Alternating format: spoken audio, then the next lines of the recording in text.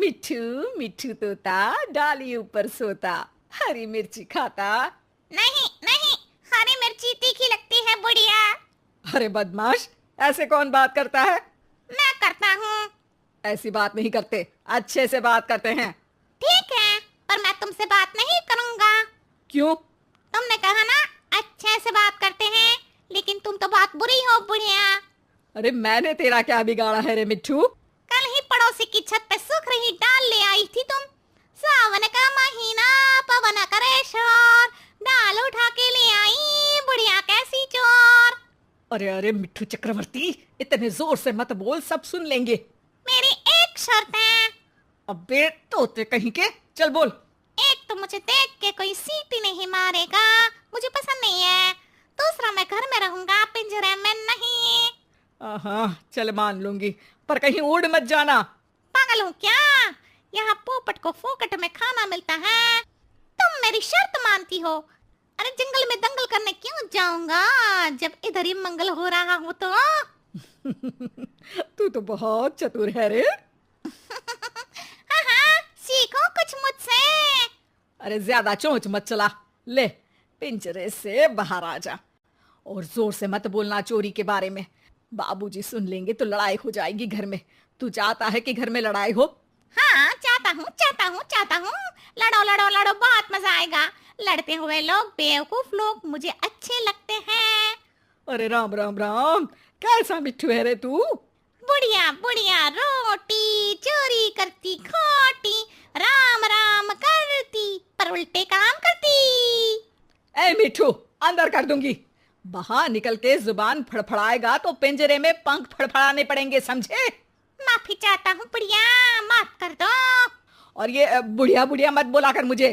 हाँ हाँ शीला, बहुत जवान है ना तू। कल ही तो घुटने में दर्द था। वैसे एक बात बता, जब तेरा सर दर्द होता है तो तू बाम घुटने में लगाती है क्या? क्यों मुए, ऐसा क्यों पूछ रहा है? क्योंकि तेरा सर तेरे घुटने में है ना बुढ़िया। तभी वहाँ बाबूजी आ जाते हैं। अरे क्यों रे मिट्ठू चक्रवर्ती, तू पिंजरे के बाहर? जमानत हो गई मेरी। अरे वाह रे वाह, चल अच्छा है, बाहर ही रहना पर उड़ना मत। अरे फिकर नॉट, तुम जैसे धर्मात्मा आदमी को छोड़ के कहीं नहीं जाऊंगा। अरे चापलूसी मत कर, भजन कर। नहीं नहीं नहीं, पहले भोजन करूंगा। मिट्ठू खाने लगता है। सतीश को देखने लड़की वाले आ रहे हैं परसों। अरे इतनी जल्दी? मुझे बहुत सारे काम करने पड़ेंगे। हाँ, ऐसा क्या करना है? अरे दहेज की लिस्ट भी तो बनानी है। कार लूंगी, 10 लाख नगद लूंगी, जेवर, LCD, TV, double door fridge, सोफे, फर्नीचर। अरे तुमको पता है ना दहेज लेना पाप है। एक बार पाप करके अगर जिंदगी भर का ऐशो आराम मिले तो ऐसे पाप अच्छे ही होते हैं जी। मुझे तो शर्म आती है तुम्हें अपनी पत्नी कहते हुए। अरे ठीक है ना, तो पत्नी की जगह वाइफ बोल दिया करो। अरे मैं तुमको अपनी धर्म पत्नी मानता था। पर तुम तो बेशर्म पत्नी निकली। अरे मिट्टू चुप हो जा, मेरे सामने से चली जाओ। अरे आपके पीछे खड़ी हो जाऊंगी तो बोलेंगे कि पीठ पीछे बातें करती है। वाह बुढ़िया वाह, बढ़िया जोक, ठोको ताली। मिट्टू चुप। देखिए जी, मैं तो दहेज भी लूंगी और बहू से काम भी करवाऊंगी। रोक सकूं तो रोक लो, रोकना ही नहीं चाहता। चली जाओ यहाँ से। वाह वाह बुड्ढे, बढ़िया जोक, लेकिन उतना मजा नहीं आया, एक और सुनाओ। मिट्टू चुप हो जाओ। माँ वहां से चली जाती है। शाम को घर वाले महाभारत देख रहे हैं। मिट्टू, ये धर्मराज युधिष्ठिर हैं, झूठ नहीं बोलते थे, हमेशा सच बोलते थे। तू भी ना हमेशा सच बोला कर। सच बोलने से क्या होगा?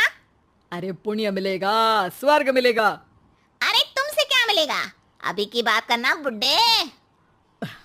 तू है तो तोता, लेकिन शायद तुझे किसी लोमड़ी ने पाला है। छी छी यार, अपनी पत्नी को लोमड़ी बोल रहे हो? अरे मैं तब की बात कर रहा हूँ जब तू जंगल में रहता था। नहीं नहीं, उसी को बोल रहे थे। रुको, अभी लड़ाई करवाता हूँ, अभी करवाता हूँ। अरे ओ तोते, अच्छा ये ले, ये टॉफी ले ले और अच्छी और सच्ची बात किया कर। रोज टॉफी मिलेगी, ठीक है? पक्का? हाँ हाँ पक्का। 2 दिन बाद घर पे सतीश को देखने लड़की वाले आते हैं। हाँ जी, कितने लोग हैं घर में? मैं सतीश और सतीश के बाबूजी। हाँ हाँ बढ़िया, कर दे पराया मुझे। मैं भी तो इस घर का हूँ ना। अरे हाँ हाँ, ये है मिट्ठू चक्रवर्ती। अरे वाह, कितना प्यारा पैरट है। ये पैरट क्या होता है? मिट्ठू को इंग्लिश में पैरट कहते हैं। ये सतीश तो मुझे इंग्लिश में इडियटी कहता है। सतीश को इंग्लिश नहीं आती, इंग्लिश नहीं आती।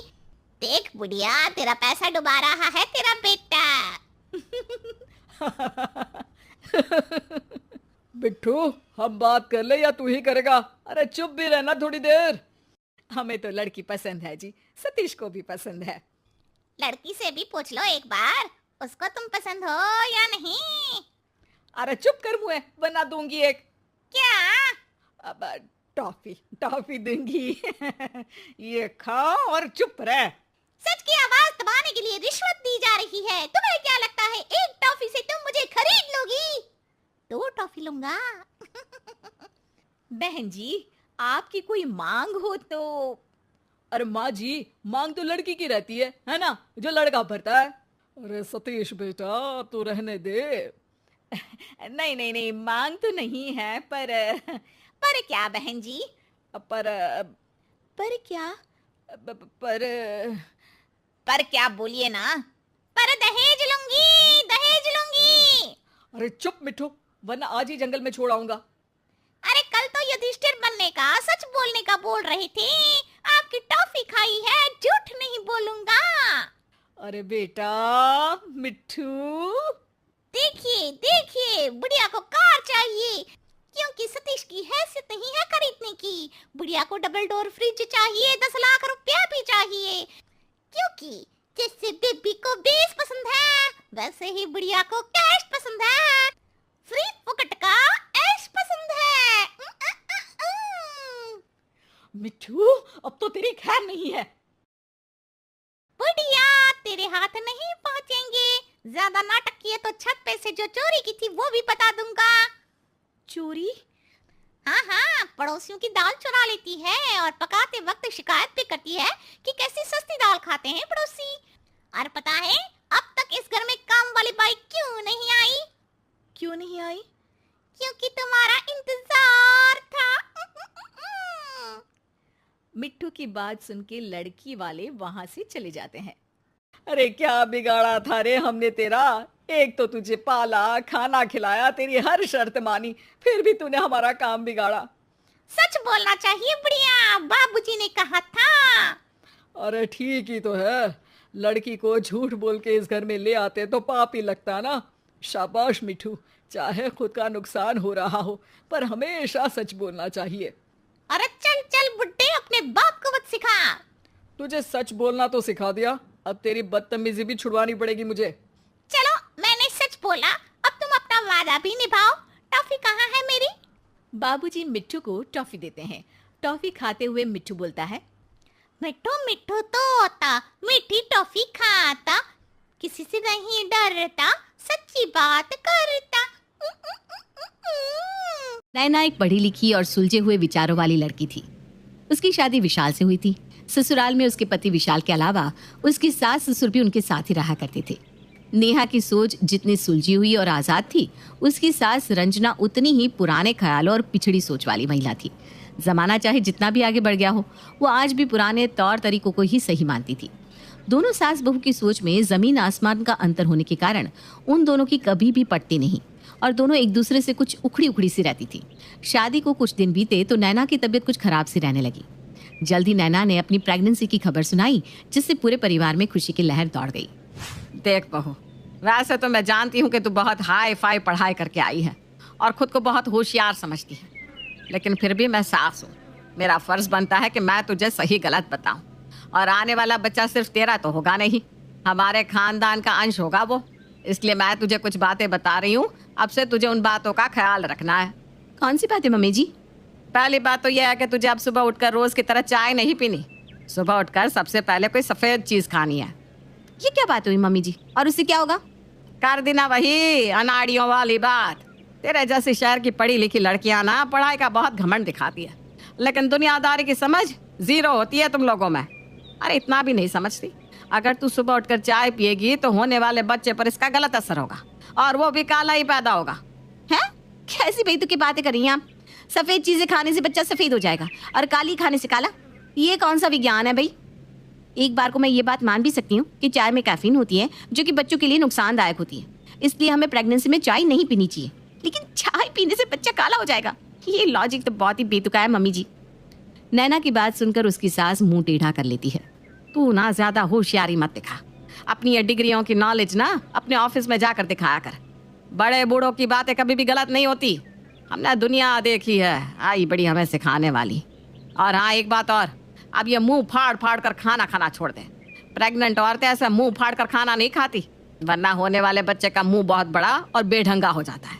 इसलिए अब से तुझे छोटे छोटे निवाले खाने हैं, मुंह भी थोड़ा छोटा खोला कर। अरे मम्मी जी, हद हो गई अंधविश्वास की। मेरा मुंह खोल के खाना खाने से बच्चे का मुंह बड़ा हो जाएगा। आपके हिसाब से सोचा जाए ना तो बच्चे के सारे फीचर्स हम यहीं बैठे बैठे डिजाइन कर सकते हैं। बच्चे का रंग, बच्चे का मुंह, आपके पास तो सारी चीजें सेट करने के लिए टिप्स हैं। और बाकी फीचर्स के लिए भी तो टिप्स होंगे ना, जैसे बालों का रंग, सर की शेप वगैरह वगैरह। अरे ऐसे ही औरतें माँ नहीं बन जाती, तभी तो कहते हैं सुंदर और स्वस्थ बच्चा पैदा हो, इस बात की जिम्मेदारी माँ के ऊपर होती है। और बच्चा सुंदर होगा या नहीं ये भी माँ के हाथ में ही होता है। अगर तू पूरे 9 महीने में खूब हरी सब्जियां और साग खाएगी ना तो बच्चे के बाल एकदम काले और घने होंगे। आजमाई हुई बात है मेरी। और प्रेगनेंसी में ज्यादा नारियल नहीं खाना चाहिए। आजकल के डॉक्टर तो ऐसे ही पागल बनाते हैं। आजकल के डॉक्टर सब औरतों को नारियल खाने की सलाह देते हैं, जिसको देखो वही नारियल पानी पी रहा है, लेकिन वास्तव में उसे खाने की वजह से बच्चे का सर कड़ा हो जाता है, जिससे नॉर्मल डिलीवरी कठिन हो जाती है। और उसी की वजह से आजकल सब बच्चे ऑपरेशन से हो रहे हैं। अच्छा, तो आपके कहने का मतलब ये है कि प्रेग्नेंट औरतें नारियल खा रही है, उसी की वजह से आजकल ऑपरेशन हो रहे हैं। बाकी सारी मेडिकल कंडीशंस जाए भाड़ में। मतलब आपने तो सारी की सारी मेडिकल साइंस 2 लाइन में सिंप्लीफाई करके रख दी। आपको तो किसी रिसर्च सेंटर में होना चाहिए था भाई। बहुत बहुत धन्यवाद, आपने अपनी कीमती टिप्स मुझे दिए। मैं देख लूंगी मुझे क्या करना है और कैसे करना है। अभी मुझे ऑफिस के लिए लेट हो रहा है। धीरे धीरे नैना की प्रेगनेंसी का समय आगे बढ़ रहा था, लेकिन नैना पढ़ी लिखी और जागरूक लड़की होने के कारण पुराने समय से चली आ रही बातों में यकीन ना करके साइंटिफिकली प्रूफ हो चुकी बातों पर ही यकीन करती थी और उसी के अनुसार अपना खान पान और एक्टिविटीज का ध्यान रख रही थी। क्योंकि नैना अपनी दादी नानी के नुस्खे को छोड़कर डॉक्टर की बातों पर भरोसा कर रही थी, इसलिए वो अपनी सास की आंखों में किरकिरी बनकर खटक रही थी। धीरे धीरे समय बीत रहा था। एक दिन रंजना की बहन संजना उससे मिलने घर आती है। अरे जीजी, अब तो दादी बनने वाली हो, थोड़े दिनों में पोता गोद में खिलाओगी। सच में मन में तो लड्डू फूट रहे होंगे ना? अरे खुश क्यों ना होंगे, एक ही तो बेटा है मेरा, और हम तो दिल से चाहते हैं कि घर में पहले पोता ही हो। लेकिन आजकल की बहुएं अपने आगे किसी की चलने कहाँ देती है। क्यों, वो वाली दवा नहीं खिलाई क्या बहू को? दवा? अरे ये बहू तो हमारी एक नहीं सुनती। हमने कहा नारियल का बीज ही खा लिया करो, भोले बाबा ने चाहा तो हमें हमारा कुल दीपक जरूर मिलेगा।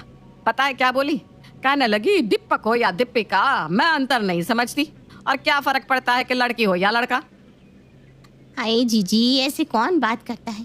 क्या चला जाता अगर खा लेती दवाई तो। अच्छा, कम से कम केसर वाला दूध तो पिला रही हो ना बहू को? ये आपकी अंग्रेजी मैम ने उसके लिए भी मना कर दिया।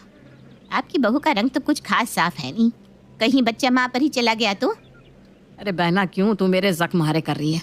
मैं तो क्या क्या कर थक गई, लेकिन ये मेरी एक बात नहीं सुनती। कहती है बच्चे का रंग माँ बाप से अलग नहीं हो सकता। तब तो जीजी आपका भगवान ही मालिक है। अभी तो बच्चा हुआ नहीं, कल को जब बच्चा हो जाएगा तब क्या होगा? धीरे धीरे 9 महीने का समय बीता और नैना एक सुंदर से बेटे की माँ बन गई। लेकिन दिक्कतें यहीं खत्म नहीं हुई। असली दिक्कत शुरू होनी अभी बाकी थी, बेटे के जन्म के बाद। अरे बहू, बहुत गर्मी है, मुन्ना भी गर्मी से परेशान हो गया होगा। ला बच्चे को अच्छी तरह रगड़ कर नहला देती हूँ। अरे मम्मी जी, ये क्या कह रही हैं आप? जब तक बच्चे की नाल नहीं गिरती हमें बेबी को रगड़कर बिल्कुल नहीं नहलाना है। बस गुनगुने पानी से इसका बदन पोंछना है, क्योंकि डॉक्टर ने कहा है कि नाल पानी में भीगनी नहीं चाहिए। अरे बकने दें डॉक्टरों को, अब बच्चे भी डॉक्टर से पूछ कर पालेंगे क्या? हमने बच्चे नहीं जने क्या? तीसरे दिन से ही दिन में 4 बार मालिश और खूब पानी में रगड़ रगड़ कर नहलाया है। देख ले, दोनों बच्चे हट्टे कट्टे हैं मेरे। बता क्या घिस गया इनका? मम्मी जी, खाने को तो लोग आज भी गुटखा तंबाकू खा रहे हैं, और बहुत से लोग ऐसे भी हैं जिन्हें सालों तक कुछ नहीं हुआ। लेकिन इसका मतलब ये तो नहीं ना कि सबको तंबाकू खाना शुरू कर देना चाहिए। डॉक्टर का फर्ज है कि सही और गलत में अंतर बताए। नाल का पानी में भीगने से इन्फेक्शन का खतरा होता है, इसलिए एक बार बेबी की नाल सूख जाए फिर उसे नहलाना है, वो भी बहुत नजाकत से, रगड़ रगड़ कर नहीं। और दिन में 4-4 बार मालिश क्यों करनी है? जैसे तू रोज नहला रही है बेचारे बच्चे को। अरे उसे गर्मी नहीं लग रही होगी क्या? आई बड़ी ज्ञान बांटने वाली। मम्मी जी, आप बेबी की टेंशन मत लीजिए। मैं डॉक्टर के लगातार टच में हूँ, इसलिए जैसा डॉक्टर बताएगा मैं वैसा करती रहूंगी। फिलहाल तो न इसे तेल मालिश करनी है और ना ही नहलाना है। धीरे धीरे 1 सप्ताह का समय बीत गया। इतने दिन में मुन्ने की नाल भी सूखकर गिर चुकी थी। ये ले बहू, मैंने सरसों का तेल पकाकर ठंडा कर दिया है। अब यही तेल बच्चे को लगाना है। मम्मी जी, मैंने मालिश के लिए जैतून का तेल मंगवा लिया है और उसकी स्किन ना सेंसिटिव है। सरसों का तेल सूट नहीं करता सभी बच्चों को। ऊपर से ये बहुत गाढ़ा भी होता है, इसलिए मैंने लाइट वेट वाला तेल मंगाया है। ये बहुत हेल्दी है, इसमें विटामिन ई अच्छी मात्रा में है। मतलब हम जो पीढ़ियों से सरसों का तेल बच्चों को लगा रहे हैं उसमें कोई विटामिन नहीं है। एक बात और अच्छी तरह समझ ले, बिना विटामिन के भी हमारे बच्चे खूब हट्टे कट्टे और मजबूत रहे। अब तू ना ज्यादा अंग्रेजी मत झाड़ और ध्यान से मालिश करते समय सरसों के तेल की 2-2 बूंद बच्चों के आंख, नाक, कान में भी डाल दिया कर। इससे बच्चों के अंग स्वस्थ रहते हैं। मम्मी जी, ये बच्चा है, कोई सिलाई मशीन नहीं कि सारे पुर्जों में 2-2 बूंद तेल डालने से उसके पुर्जे सही चलने लगे। और सबसे बड़ी बात, बच्चे की आंख, नाक और कान में कुछ भी नहीं डालना चाहिए। ऐसा कोई 1-2 नहीं, सारी दुनिया के डॉक्टर कहते हैं। ऐसे ही लगभग हर बात में नैना और उसकी सास रंजना का विवाद होता रहता। ऐसे ही कुछ महीने और बीत जाते हैं। एक दिन नैना मुन्ने को अपनी सास के पास छोड़कर थोड़ी देर के लिए अपने कमरे में काम कर रही थी। जैसे ही वो कमरे से बाहर आती है तो देखती है कि सासू माँ उसे पानी पिला रही है। हाँ, अरे मम्मी जी, क्या कर रही हैं आप? 3 महीने के बच्चे को पानी कौन पिलाता है? क्यों, इतनी गर्मी हो रही है, बच्चे को गर्मी नहीं लगती क्या? मम्मी जी, 6 महीने से पहले बच्चों को पानी नहीं देना चाहिए। और मुन्ना दूध पीता है ना, उसमें उसे पानी भी मिल जाता है, क्योंकि माँ के दूध में एक बहुत बड़ा प्रतिशत पानी ही होता है। नैना देखती है कि कभी सासू माँ नजर बचाकर बेबी को पानी पिला देती तो कभी खाना खाते हुए उसके मुंह में कोई भी खाने की चीज डाल देती। यहाँ तक कि एक बार तो उसने उन्हें अपने 7 महीने के बच्चे के मुंह में मूंगफली खिलाते हुए देखा, तो उसने बच्चे को उनके पास न छोड़ने की कसम खा ली। अब नैना ज्यादातर समय बच्चे को अपने पास ही रखती, क्योंकि वो जानती थी जैसे ही वो बच्चे को अपनी सासू माँ रंजना के पास छोड़ेगी वो जरूर कुछ न कुछ अपनी मनमानी करेगी। कुछ दिन तक तो रंजना चुपचाप सब कुछ देखती रहती है, लेकिन फिर धीरे धीरे उसे समझ में आने लगता है कि बहू नैना जानबूझकर उसे मुन्ने से दूर रख रही है। अरे रंजना, आजकल तो पोते के साथ बड़े मजे की कट रही होगी। घर में एक छोटा बच्चा आ जाए ना तो जैसे सबको एक खिलौना मिल जाता है। न दिन समझ में आता है न रात। सही कहा ना? अरे नहीं बहना, अब वो बात नहीं रही। आजकल की बहुएं तो अपने बच्चों पर दादा दादी की परछाई भी नहीं पड़ने देती। वो जमाना गया जब दादा दादी पोते पोती पर अपना हक और अधिकार दिखाया करते थे। आजकल तो बच्चे को गोद में लेने से पहले ही बहू से परमिशन लेनी पड़ती है। बहू के परमिशन के बिना तो आप बच्चे को हाथ भी नहीं लगा सकते, और गलती से अगर हाथ लगा दिया ना तो समझिए घर में कलेश होना तय है। अरे बहन, कैसी बात कर रही हो? अभी इतना भी कलयुग नहीं आया कि अपने ही पोते पोतियों को गोद में उठाने से पहले बेटे बहू की परमिशन लेनी पड़े। और अगर सच में तेरी बहू ऐसी है तो मैं तो यही कहूँगी, भगवान ऐसी बहू किसी दुश्मन को भी ना दे। रंजना ने अपनी पड़ोस की सहेली के सामने अपना दुख तो रो दिया था, लेकिन उसे ये नहीं पता था कि अब उसके दुख के चर्चे पूरे मोहल्ले में आम होने वाले हैं। कहने का मतलब यह है कि रंजना की पड़ोसन ने रंजना और उसकी बहू के बीच की सारी बातें पूरे मोहल्ले में फैला दी थी। और बातों के पैर होते हैं, ये तो आप लोग भी जानते होंगे। कुछ ही दिनों में ये बात मोहल्ले पड़ोस से होते हुए रिश्तेदारी में पहुंच गई थी। एक दिन नैना और रंजना किसी शादी में शामिल होने के लिए गए थे। वहाँ नैना को एक परिचित काकी मिल जाती है। अरे नैना, मैंने सुना है कि तुम सास बहू की अनबन चल रही है और बात यहाँ तक पहुँच गई है कि तुम अपने बच्चे को उन्हें हाथ भी नहीं लगाने देती। अरे काकी, ऐसी तो कोई बात नहीं है। आपको ऐसा किसने कह दिया? और हम सास बहू तो बड़े आराम से एक ही घर में रह रहे हैं, हमारी अनबन क्यों होने लगी भला? हाँ, तुम चाहे 100 पर्दे डाल लो, लेकिन पूरी रिश्तेदारी में ये बात सबको पता है कि तेरी और तेरी सास की बनती नहीं है। अरे क्या जबरदस्ती है? मैंने कहा ना हमारी कोई अनबन नहीं है। अच्छा, तो फिर ये मुन्ने को गोद में टांग कर क्यों खाना खा रही है? इसे अपनी सास को थमाकर आराम से खाना खा ले। लगता है ये सारा बवाल मुन्ना की वजह से शुरू हुआ है। मुझे पूरा यकीन है कि मम्मी जी ने ही किसी न किसी से ये बात कही है कि मैं उन्हें मुन्ने को लेने नहीं देती। लेकिन मैं भी क्या करूं भगवान, अगर मैं मुन्ने को मम्मी जी के पास छोड़ूंगी तो फिर से वही सब शुरू कर देंगे। अरे नैना, खाना खाओ ना, क्या सोच में पड़ गई हो? विशाल, अभी अभी काकी मिली थी, कह रही थी कि हम सास बहू के बीच में कुछ अनबन चल रही है, जबकि तुम अच्छी तरह जानते हो कि अनबन जैसी कोई बात नहीं है। बात बस इतनी सी है कि मेरी और मम्मी जी की सोच में अंतर है, और मैंने उन्हें कभी मुन्ना लेने से मना नहीं किया। बस मैं मुन्ना के ज्यादातर काम खुद ही करना पसंद करती हूँ। देखो नैना, तुम्हारे मन में जो भी डाउट है तुम साफ साफ मम्मी को बता दो कि वो उन चीजों का ध्यान रखे बस, और फिर आराम से मुन्ना को उसके पास छोड़कर कुछ देर आराम कर लिया करो। आखिर परेशान तो तुम भी हो ही जाती हो ना 24 घंटे अकेले बच्चे को संभालते हुए।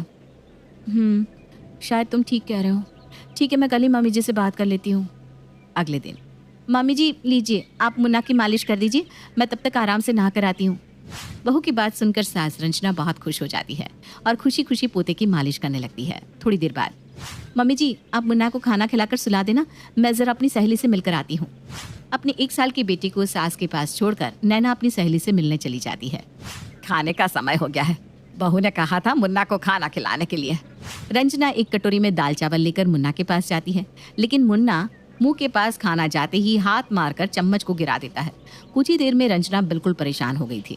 अरे ये मुन्ना तो कुछ खा ही नहीं रहा, अब क्या करूं? अच्छा बॉटल में दूध पिला देती हूँ। रंजना बॉटल से दूध पिलाने की कोशिश करती है, लेकिन मुन्ना दूध भी मुंह नहीं लगाता। अब बेचारी रंजना परेशान हो रही थी। अरे बहू मुन्ना तो कुछ भी खा पी नहीं रहा, क्या करूं? मम्मी जी क्या खिला रही थी आप उसे? तो दाल चावल बना कर गई थी ना, वही खिला रही थी। अरे वो दाल चावल कहाँ खाता है मम्मी जी, उसके लिए आप खिचड़ी बना लीजिए और उसे बिल्कुल अच्छे से मैश करके ही खिलाइएगा।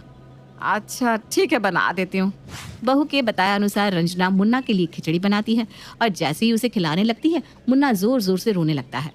अरे आप क्या चाहिए इसे? रंजना खाना लेकर उसके पास आने लगी तो वो उठकर वहां से भागने लगा। आधी कटोरी खिचड़ी खिलाने में रंजना ने पूरे घर के कम से कम 10 चक्कर लगा लिए थे और इतने में वो थक कर चूर हो गई थी। चलो खाना तो खा लिया इसने, अब बस ये सो जाए। रंजना ने जितना सोचा था ये सब उतना भी आसान नहीं था। खाना खाने के बाद मुन्ना और भी एक्टिव हो गया था। वो बार बार दौड़ते हुए जाता और उसके हाथ में जो भी सामान आता उसे खींच कर गिरा देता। मुन्ना के पीछे दौड़ते दौड़ते रंजना की थकान से हालत खराब हो रही थी। बड़ी मशक्कतों के बाद रंजना ने मुन्ना को गोद में लेकर टहल टहल कर उसे सुलाया। चलो सो गया, अब मैं आराम से अपना काम कर सकती हूँ। रंजना जैसे ही मुन्ना को बेड पर लिटाती है वो फिर से जोर जोर से रोने लगता है। मुन्ने की रोने की आवाज़ सुनकर अब तो रंजना की आंखों के आगे सितारे नाचने लगे थे। वो फिर से बहू को फ़ोन लगाती है। अरे बहू कब तक लौट कर आएगी बेटा? क्यों, क्या हुआ मम्मी जी, कोई दिक्कत है क्या? नहीं बेटा, दिक्कत क्या होनी है, वो तुम बस मैं ऐसे ही पूछ रही थी कि कब तक आएगी। मैं बस आधे घंटे में पहुंचने वाली हूँ। अच्छा बेटा कोई दिक्कत नहीं, तो रुक ले, हाँ 1 आध घंटा और। नहीं नहीं, आपने इतनी देर मुन्ना को संभाल लिया वही बहुत है, मैं बस अभी आती हूँ। फ़ोन रखने के बाद, हे भगवान तेरा लाख लाख शुक्रिया है, तूने बहू को सद्बुद्धि दी और वो जल्दी लौट आएगी। अगर मुझे आज इसको शाम तक संभालना पड़ जाता तो मैं तो पागल ही हो जाती। बहू के घर आने के बाद, अब तो आपको कोई शिकायत नहीं है ना मम्मी जी कि मैं आपको मुन्ना के साथ समय बिताने नहीं देती? मेरी ही गलती है, मैं थोड़ा ज़्यादा ही ओवर प्रोटेक्टिव हो गई थी मुन्ना के लिए, लेकिन मुझे समझ में आ गया है कि मैं गलत थी। अब तो आप ही इसको संभालिए। मैं सोच रही हूँ अगर आप खुशी खुशी मुन्ना को रखने के लिए तैयार है तो मैं क्यों अपना करियर दांव पर लगाऊं? आप आराम से मुन्ना को संभालिए, उसके साथ खेलिए और मैं फिर से जॉब स्टार्ट कर देती हूँ। आपकी शिकायतें भी दूर हो जाएगी और मुझे भी जॉब छोड़कर घर में नहीं बैठना पड़ेगा।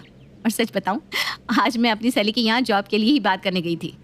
रंजना ने जैसे ही सुना कि बहू तो परमानेंटली बच्चा उसे ही सौंपने की तैयारी में लग गई है, उसके हाथ पैर फूलने लगते हैं। लेकिन ये सारा झमेला शुरू भी तो उसी की वजह से हुआ था, इसलिए वो बेचारी कुछ भी कह पाने की स्थिति में नहीं थी।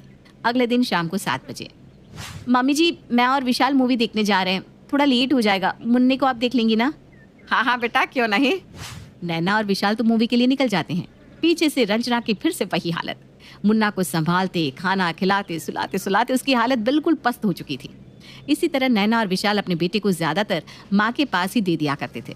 साथ में बहू नैना ये भी बताकर जाती कि कितने बजे मुन्ना की मालिश होगी, कितने बजे उसे खाना खिलाना है। इतना ही नहीं, मुन्ना को क्या खिलाना है ये भी नैना फोन करके थोड़ी थोड़ी देर में बताती रहती। इसी तरह कुछ दिन बीत जाते हैं। एक दिन नैना खुश होकर अपनी सास के पास आती है। मम्मी जी कल मुझे इंटरव्यू के लिए जाना है, बस आप आशीर्वाद दीजिए कि मुझे ये नौकरी मिल जाए। देख बहू, मुझे ये पता है कि मैंने ही सबसे कहा था कि बहू मुझ पर यकीन नहीं करती, इसलिए मुन्ने को मुझे नहीं देती। लेकिन अब मुझे समझ में आ गया है बहू कि आजकल के बच्चे हमारे ज़माने के तौर तरीकों के साथ पल भी नहीं सकते। और बेटा सच सच बता, क्या खाकर तूने इस शैतान को पैदा किया है? मजाल है जो एक भी काम ये हमारे हिसाब से कर ले। अरे बिल्कुल नाको चने चबा देता है। और बेटा अब इस बूढ़ी हड्डियों में ना ताकत नहीं बची, इसलिए मुझसे तो तू हाथ ही जुड़वा ले, मैं तेरे बच्चे की सेवा नहीं कर पाऊंगी। अगर तेरे एक बच्चे जैसे मेरे 2 हुए होते ना तो मैं तो पक्का पागल ही हो गई होती। सास की बात सुनकर नैना ठहाका लगाकर हंस देती है। अब आप समझी मम्मी जी कि इन नए ज़माने के बच्चों को हमारे जैसी माएँ ही हैंडल कर सकती हैं और इनको आपके ज़माने के नुस्खों के साथ पाल भी नहीं सकते। हाँ बेटा, तू जीती मैं हारी। ले अपना बेटा ले जा, इसकी मालिश का समय हो रहा है। और बेटा जिस तेल से ये मालिश कराए ना उसी से कर, मुझे कोई दिक्कत नहीं है। शहर में रहने वाली निहारिका की शादी गांव के राम से हो जाती है।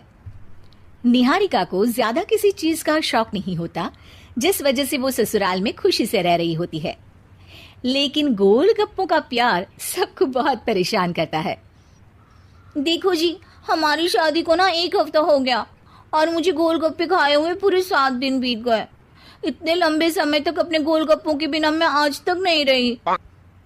ओहो, आई बड़ी गोलगप्पे खाने वाली। हुक्म तो ऐसे चला रही है जैसे तेरे पापा ने हमें यहाँ कोई दुकान खोल कर दी हो। बेटी तो दी है ना, अब उसे थोड़े गोलगप्पे तो आप भी खिला सकते हैं ना। अरे देखो तो जरा, नास पीटे गोलगप्पों के पीछे कैसे कैंची की जैसी जुबान चल रही है इसकी। देखिए मम्मी जी, आप भले मुझे कुछ भी बोलिए, लेकिन अपने गोलगप्पों के लिए मैं कुछ नहीं सुन सकती। हाँ, अरे मैं तुम्हें गोलगप्पे खिला दूंगा, थोड़ा सब्र तो करो। पिछले 7 दिनों से सब्र ही तो कर रही हो ना। अरे गोलगप्पे ही तो है, इतना बेचैन क्यों हो रही हो? आ जाएंगे। सुनो जी, हम लड़कियां पति के बिना रह सकती हैं, पर गोलगप्पों के बिना नहीं, कभी नहीं। वो मेरा पहला और आखिरी प्यार है। निहारिका की बात सुनकर उसकी सास और पति सिर पकड़कर बैठ जाते हैं। जिसके बाद राम गोलगप्पों का इंतजाम करने घर से बाहर चला जाता है।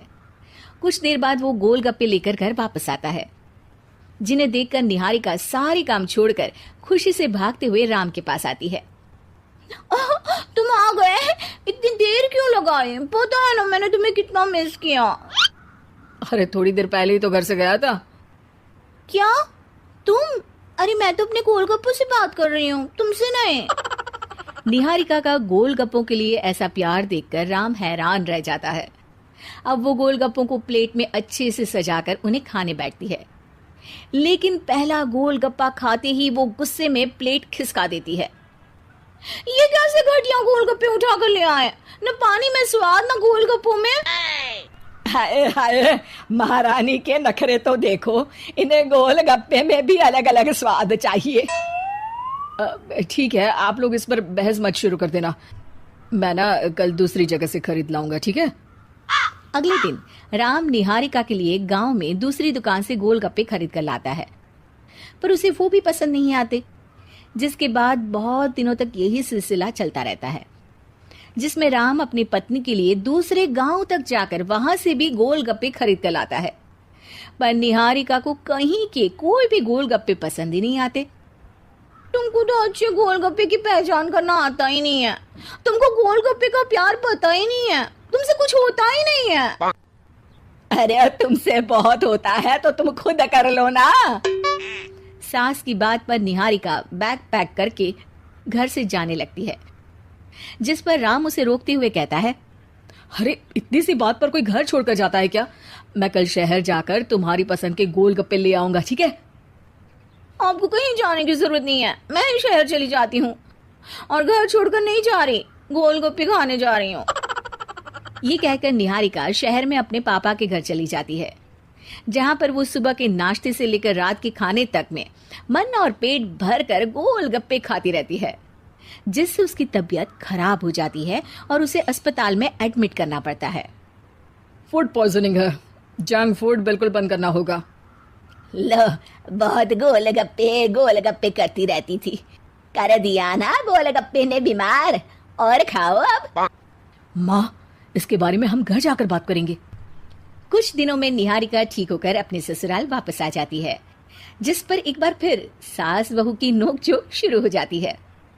अब थोड़े दिन अपने प्यार से दूर रहना, नहीं तो इस बार सीधा भगवान के घर पहुंच जाओगी। इस बार सास की बात का कोई जवाब दिए बिना निहारिका अपने कमरे में चली जाती है। बीमार होने की वजह से निहारिका गोलगप्पे तो खा नहीं पाती, लेकिन अभी भी उसके मन में हर वक्त उन्हीं के ख्याल चलते रहते हैं। हाय मेरे प्यारे गोलगप्पे, इस कलमुए फूड पॉइजनिंग ने मुझे मेरे प्यार से दूर कर दिया। मेरे गोलगप्पों, मुझे तुम्हारी बहुत याद आ रही है। अगर मैंने तुम्हें खाया तो मम्मी जी तानों के ही गोलगप्पे बनाकर मुझे खिला देंगी। एक दिन निहारिका अपने चेकअप के लिए डॉक्टर के पास गई, जिसकी घर से निकलते ही राम रसोई में जाकर कुछ करने लगता है। शाम को निहारिका के घर वापस आते ही उसकी सास कहती है, शक्ल से तो लग रहा है कि डॉक्टर ने थोड़े और समय तक गोलगप्पे बंद कर दिए। अच्छा है, कम से कम अब हमें पूरा दिन गोलगप्पा पुराण तो नहीं सुनना पड़ेगा। सास की बातें सुनकर निहारिका चिढ़ते हुए अपने कमरे में जा रही होती है। तभी राम गोलगप्पों से भरी एक बड़ी प्लेट लेकर उसके सामने आ जाता है, जिन्हें देखकर निहारिका का चेहरा खिल उठता है। ये मैंने तुम्हारे लिए बनाया है। तुम्हें अपने पसंद की चीज खाने से कोई नहीं रोक रहा। जितना खाना है उतना खाओ, लेकिन उससे खाने की एक लिमिट होनी चाहिए। हाँ बहू, किसी भी चीज की अति हमेशा नुकसानदायक ही होती है। ठीक है, पर अभी मुंह में पानी आ रहा है। गोलगप्पे खाऊं प्लीज? अरे अकेले क्यों, सब साथ मिलकर खाएंगे ना।